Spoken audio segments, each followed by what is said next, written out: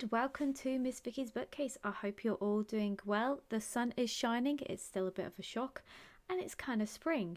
So, with the spring thought in mind, I decided to change my plan slightly from what I said in my last video.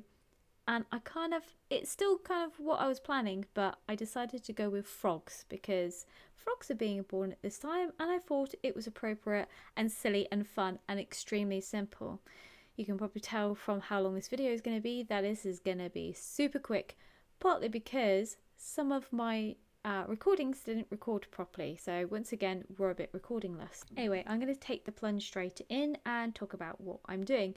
So I painted a pond and I fingerprinted the frogs' bodies, which I thought would be quite fun.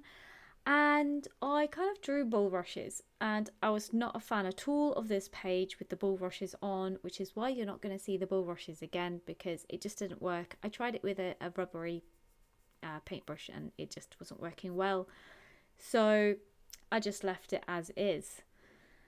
I admit I really did like doing the frogs. They were so fun, and I got this from Pinterest, so it's not my own thought. Well, it's kind of thought that I'm doing it in a bullet journal, but I really enjoyed just drawing the little frog's eyes and bodies and legs, and it just was a little bit fun. And this, by the way, is super quick.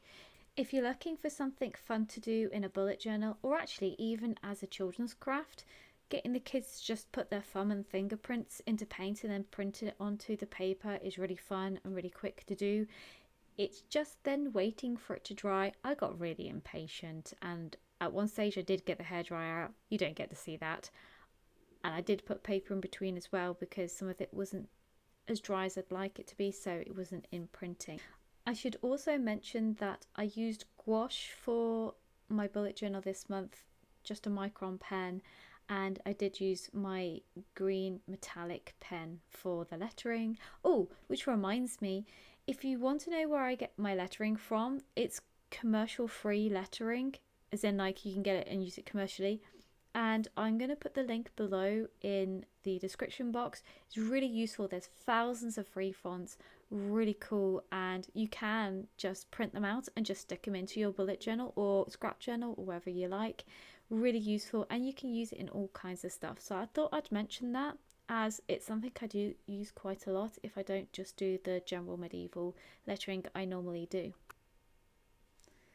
So yeah, so this is basically my first page, and we're now going to be jumping on to my next page.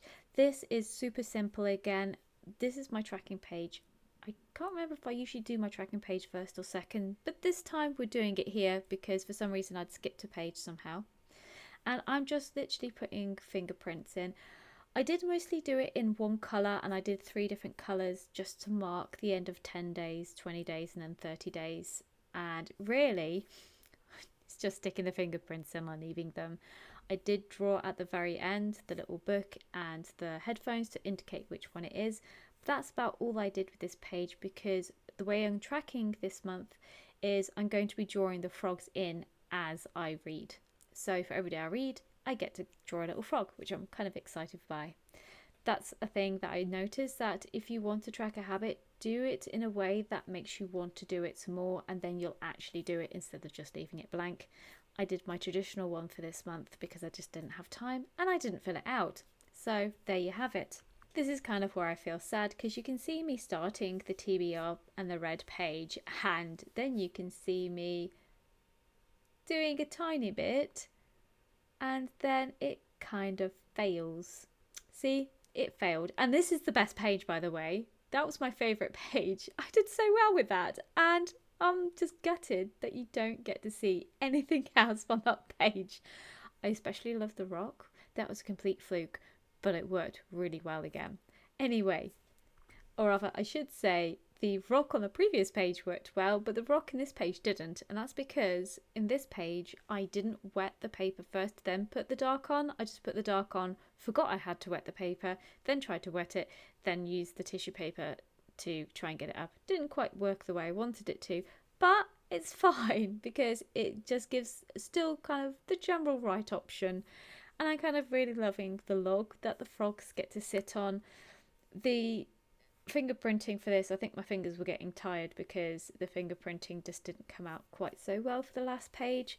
But I really like the way the frogs turn out again, and I like the fact that one of them's going to be sitting above the book of the month little page insert. So I'm kind of excited. I think that's basically it. As I said, this is the quickest I've ever done anything.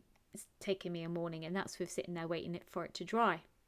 So we are now at the beginning. So this is my title page. It's really fun. It is a bit messy, but we're going to ignore that.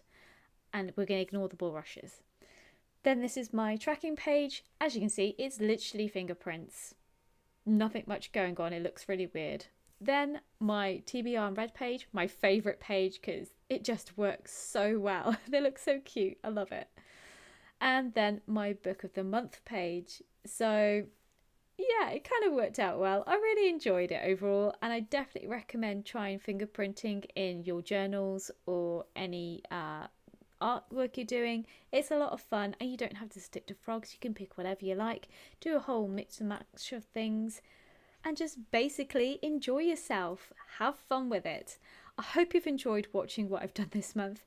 I'm not sure how next month's going to work, as it's Easter and I have family coming round from both sides, so I'll see if I can fit it in, and we'll see how it goes.